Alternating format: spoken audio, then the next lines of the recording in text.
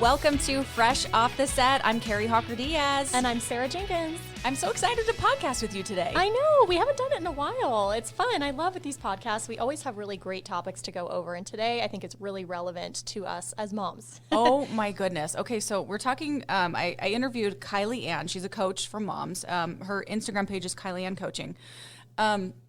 It's hard out there for moms. It is rough out there, yes. And before I was ever a mom, you hear all these anecdotal stories. You hear, dare I say, stereotypes, but a lot of them are really true, you know? And I think the number one is guilt, right? I feel a lot of guilt. It's hard being a working mom and just trying to do it all. Yeah, it's hard to escape that. I feel lots of guilt being a mom, but I think the most right now, I have a 5-year-old, is not being present when I am with her. I will be kind of like checking works emails or, you know, like social media, or be like thinking about something else when she's wanting to play and just, you know, be with me. And then after I feel so guilty that I'm not just present. What about you? Do you go through that with your twins? Totally. I completely can relate on that. And I feel like there's so many instances where you just feel guilty. And the thing that I try to do, just the other night, it had been a long day with my twin girls. They're about to be a year. And my husband and I, they were kind of settling down. And one of them just started having this giggle fit. And it was so cute. But we had just started the show we had been looking forward to all week. And my husband was kind of like, can you make her, like, you know, simmer down a little bit? And I just looked at him, and I'm not always this zen about it, but I was like, look at her. She's never going to be this age again. And so I fight those feelings of guilt with being like, okay, I'll never have this moment again. So it's tough. It's tough balancing. Oh, that's you know? so true. When you just want to like sit down at the end of the night and watch a show, you know, you've tucked the kids in bed and then they're up. Plus, by the way, once your twins get a little older, they're going to find every excuse in the book to come up with to not go to bedtime. Oh, I bet. So get ready for that. I need a drink. There's a dinosaur in my closet. Oh, you forgot to read this book.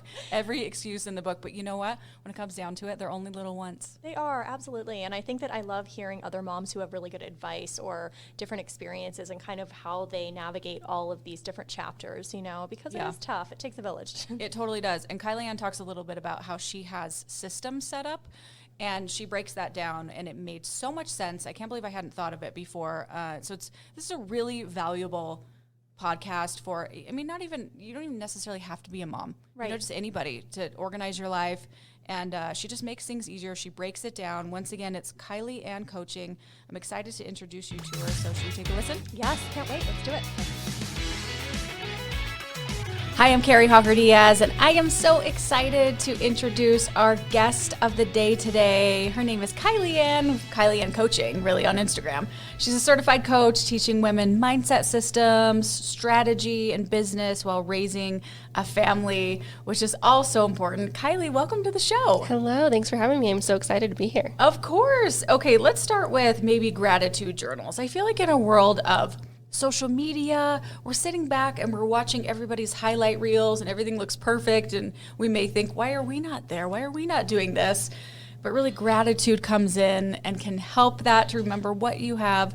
What are gratitude journals? Yeah, that's such a good question. So a couple years ago, I listened to a podcast or maybe an audiobook, and I was like, oh, gratitude journals, I should try that. You know, I should just get into it. And so I started just every day writing 10 things that I was grateful for.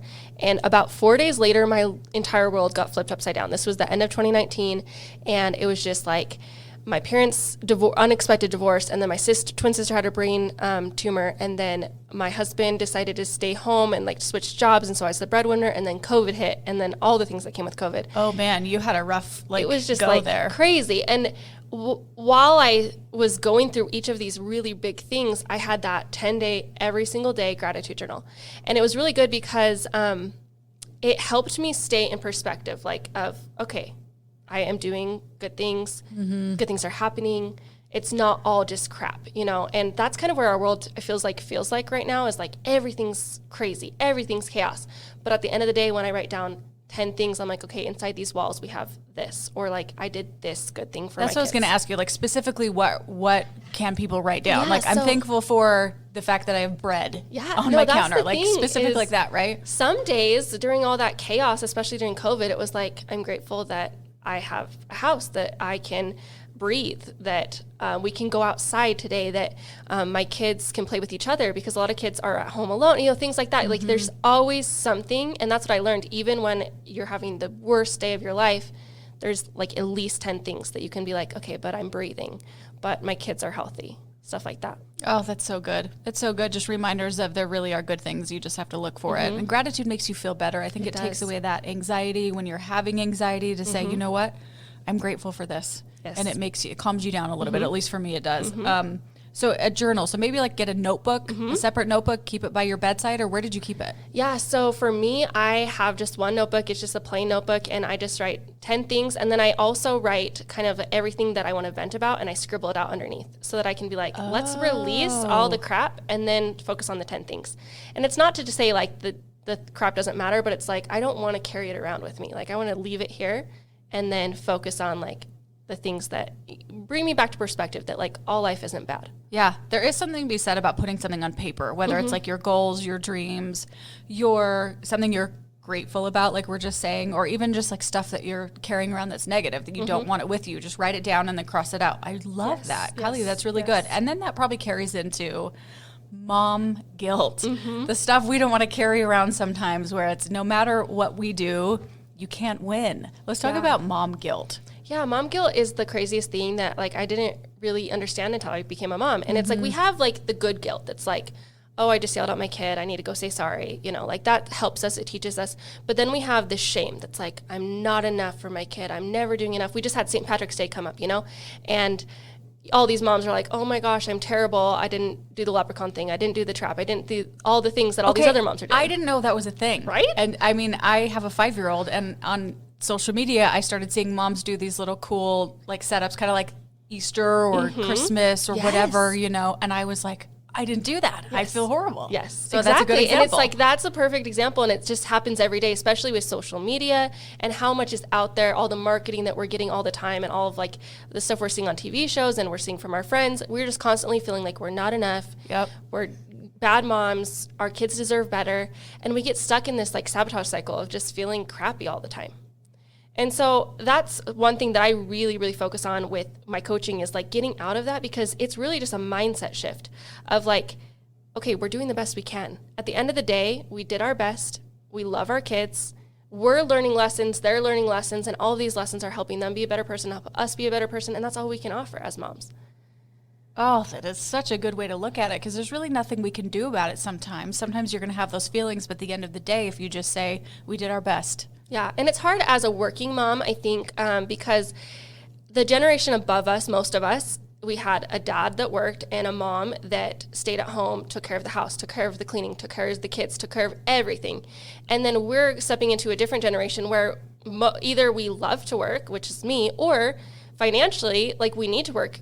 We need to have 2-income households with how expensive life is now. And so we were raised by a generation where the mom did everything for everyone, and then now we're doing that still, but also trying to work and balance that. And so that guilt comes in, and it's like, oh, I shouldn't work because I'm taking away from my kids. My kids deserve a mom that's there. And like, I think as a working mom, we get more of that mom guilt.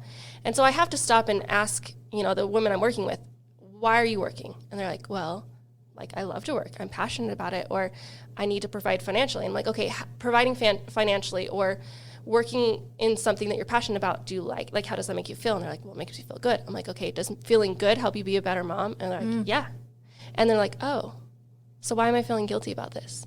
Because the other thing is, I work with the whole other side of the spectrum where they're like, I feel guilty that I'm home all day with my kids and I don't feel fulfilled by that.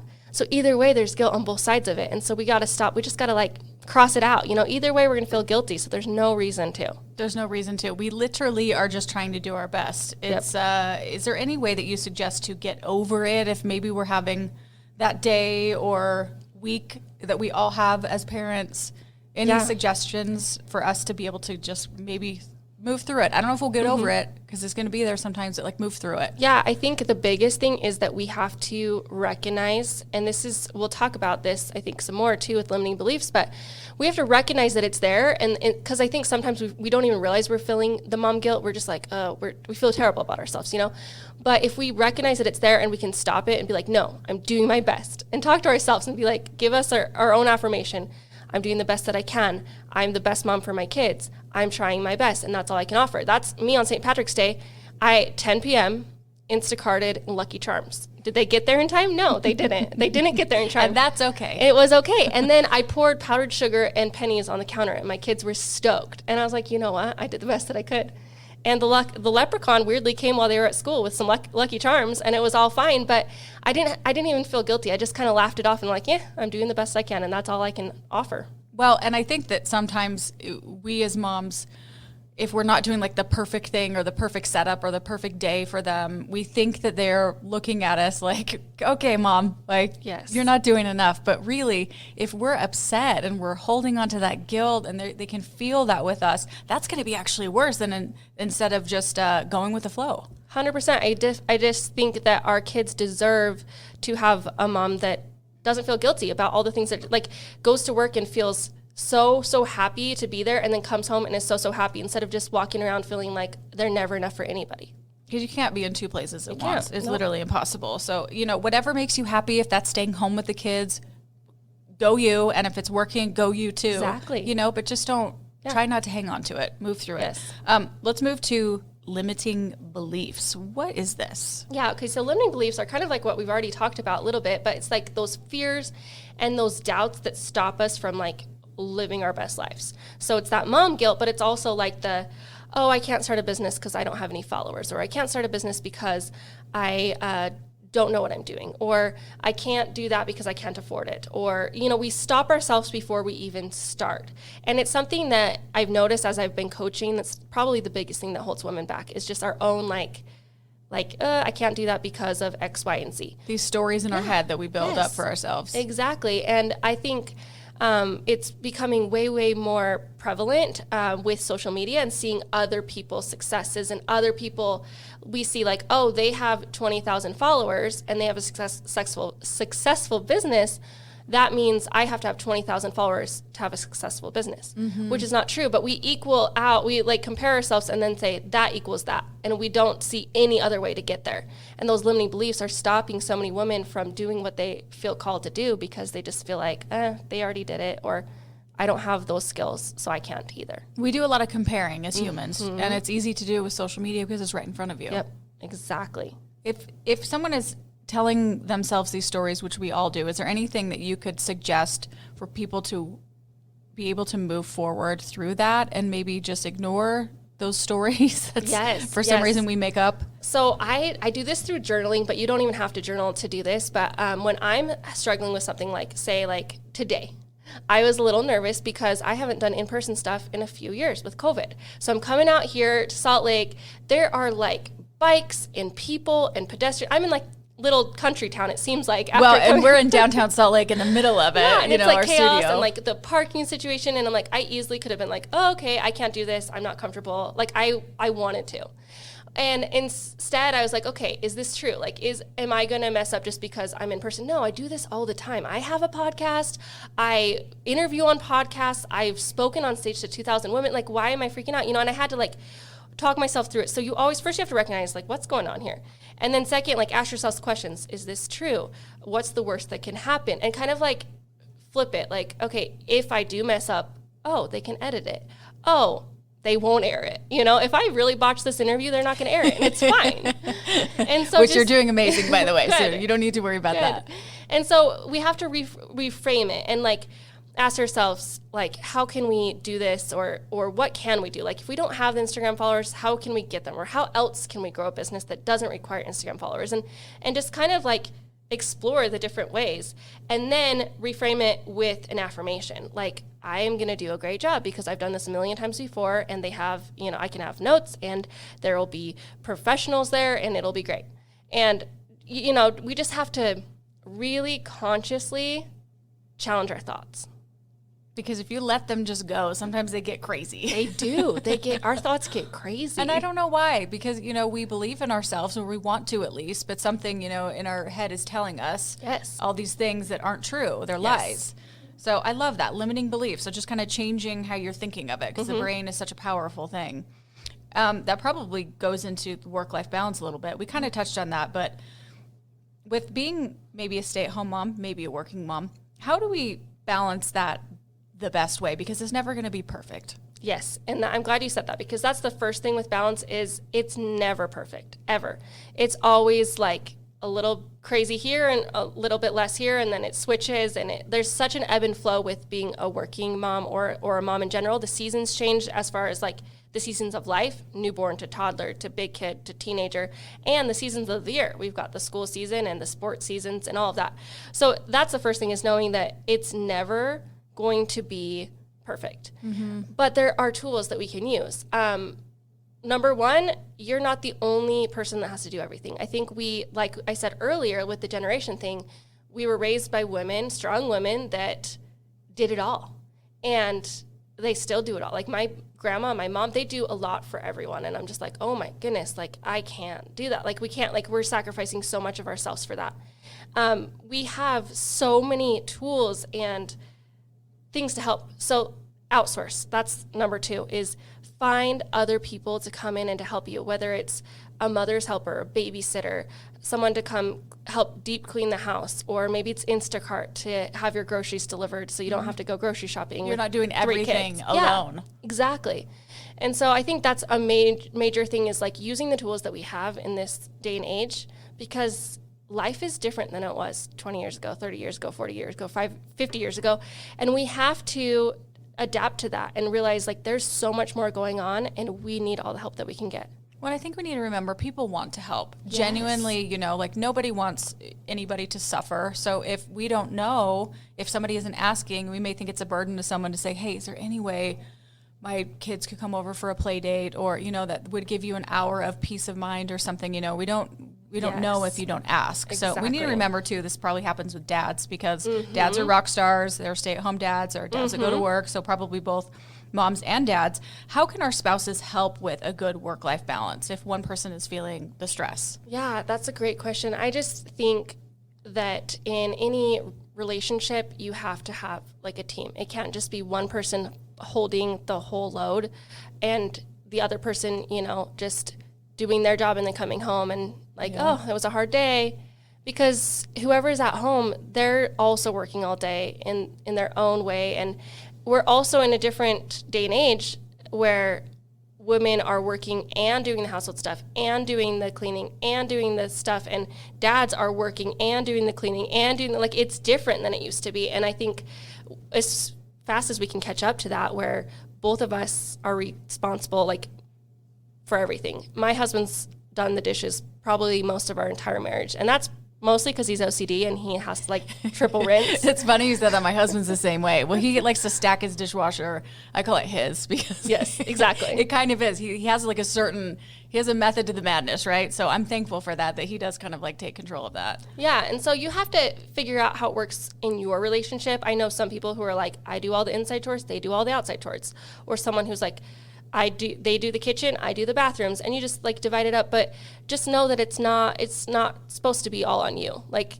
you've built this life together, the house is yours together, the children are yours together, and split up those responsibilities so it's not all weighing on one person. And this goes for dads too. I know a lot of dads that are in the situation where they come home from work and then they're responsible for all of the things after, and they're tired. We have to be a team about it. Yeah, and thank goodness if we're great. I mean, if we're lucky enough to have that team member to be able to like split that up, that makes it a lot easier. But that makes me breathe a little easier, because you always just think, oh, I have to do it all, and we just put that pressure on ourselves. But really, it's a team, and my husband's wonderful too. But it's I think we do that to ourselves, don't you think? Yes, we do. And I wanted to speak to that a little bit too, because if you're not in a relationship that is that team yet, first of all, work towards it. Like, hey, I'm overwhelmed, I need help. But second, there's other ways you can get that help. Maybe it's you work a few hours doing what you love, and then you hire someone to help come clean, like, or trading, or asking, a teenager in your neighborhood to come help with something. Or you don't have to do it alone just because you don't have a partner that's able to help or willing to help or even around to help. Like, we have to have a team in life and a village. Like, it's important. It takes a village and a team. I love that. Yes, even if you don't have that situation currently, still reach out to people because they want to help. We want to be there. Is that mostly what you coach moms about, or what are you finding people are struggling the most with right now? So that outsourcing is huge and just like growing their team. But also the other thing that's really, really important is having systems in your business, in your life. Like I have a system for how laundry comes out of the dryer. I have a system for how I answer emails. I have a system for what I'm posting on social media. Okay, when you say system, do you mean like protocol? Like there's like steps? There's like steps. So like, for example, when the clothes come out of the laundry, they are divided by person instantly. So then when I need to fold a basket, I just take one kid's basket. Some people do just a load of laundry at a time, like just their sons and then just their daughters. But for me, that's so much easier than digging through 17 loads of laundry and having to sort for 20 minutes. You know, it's just so stuff like that. With emails, I have templates for every question anyone's ever asked me. What's your pricing? What's your availability? What's your whatever? So I'm never Our typing the producer same Mackenzie's thing in here, but she's going, she probably already has that actually. She's very organized, so she probably can do this, is doing the same thing. Yes, that's a good idea. It's just the tasks that you're going to do more than once, it needs to have a system so you don't have to reinvent it every single time that you're doing it. So you have like an automatic reply that goes out because you get a lot of the same questions. Mm-hmm. That's a good way. What else do you have systems for? I'm so interested in this. Oh my gosh, I have systems for literally every. People think I'm crazy. How many kids do you have? I have three. I have three kids. What are their ages? My oldest is 9, my second is 7, and my youngest is 4. And I've been a business owner for 11 years. So I've had to juggle all of this craziness for the last decade. And so I've learned, if you don't have systems, life is just chaotic. You know, if you don't, when my kids come home, they have their 5 chores and then they can go play and do whatever. And I outsource to my kids all the worst chores. Bathroom garbages, that's the worst chore ever. It's the worst. I hate that chore. I agree with you. Unloading the dishwasher, like I've taught them from a very young age the worst chores. And I feel like, yeah, if you don't have your husband around or you don't have a partner or you don't have someone, use your kids. They can, my 4-year-old can unload the dishwasher. He's good at it too. That's incredible. Yeah. I really love this. It's incredible. Okay, what about, I feel like one of the big stressors of just running a life and a family and work and everything during the week is figuring out what to do for dinner.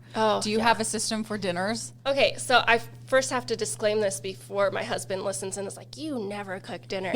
I'm very bad at dinner, but I do have a system in that I have a list of like everything, like, okay, so every meal that I can make with chicken, every meal that I can make with beef, every meal that I can make with whatever that my kids like. And so then at the end of the day, when you're like, what are we going to make? I look in the fridge. Okay, we have chicken. I have these 5 options. And so in a little bit, it does take the stress off. I've also used HelloFresh, which I love. Instacart. And that goes back to saying, like, have assistants, get help. Yes, exactly. So you don't have to when do it things yourself. are really busy, that HelloFresh comes in handy. That's a really good idea. Okay, so tell everyone what you can, if we have, women thinking, I need some help and I need Kylee to assist me, tell me what you can help women with.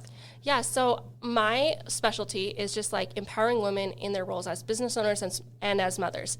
I have been able to grow a multiple 6-figure business while raising kids, while the diaper changes and sleepless nights and all the ebbs and flows of raising kids. And I want to help other people do the same because I think a lot of us hold off our dreams until our kids are gone. And then we don't know what we even like anymore. Mm-hmm. And we lose ourselves. And so I work with a lot of women that are like, okay, I want to start a business, but I'm not sure how to balance it all. And they go from, I don't know if I should even do this because my husband thinks I should stay at home with the kids, to making $6,000 a month, to making $10,000 a month and more. And it's just really, really rewarding because these women just think, okay, now that I'm a mom, that's all I am. Mm-hmm. But then they find themselves again, and then they are more alive with their kids than they were before because, the piece of them that they put away is back. Oh, yeah, just because you're a mom, which is a great thing. It's a wonderful thing. If you're a mother, you're blessed to be a mom. But don't forget about yourself. Remember, You still have dreams and things. You still have you. If people want to get a hold of you, Kylee, where can we reach you? The best place is on Instagram, Kylee Ann Coaching. That's where I hang out the most. Okay. Yep. Which I follow you, and you're fun to follow. She has a lot of ideas and cute things that she posts too. Okay. At the end of the interview, I like to do what I call a fresh five real quick. I'm going to just ask you questions. It's brunch. What do you order? Ooh, omelet. Oh, she knew right away. Omelet. Favorite holiday?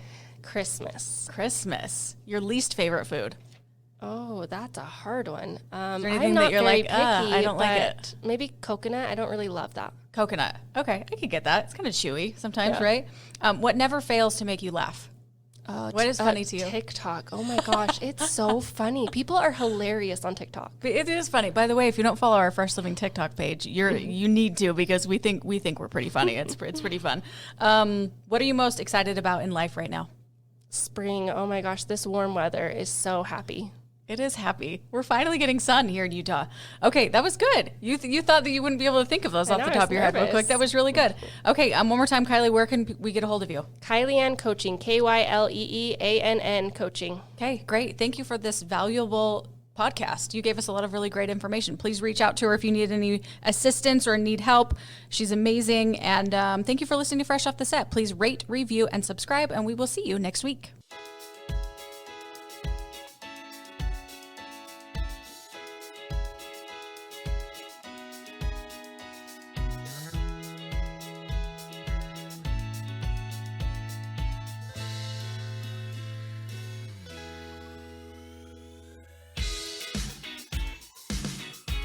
Congrats, you made it to the end. If you want to continue to freshen up your day, you can watch us on Fresh Living every weekday on CBS Channel 2 in Utah at 1 o'clock. You can also watch us on our YouTube channel, KUTV Fresh Living, and follow us on social media. We will see you next week.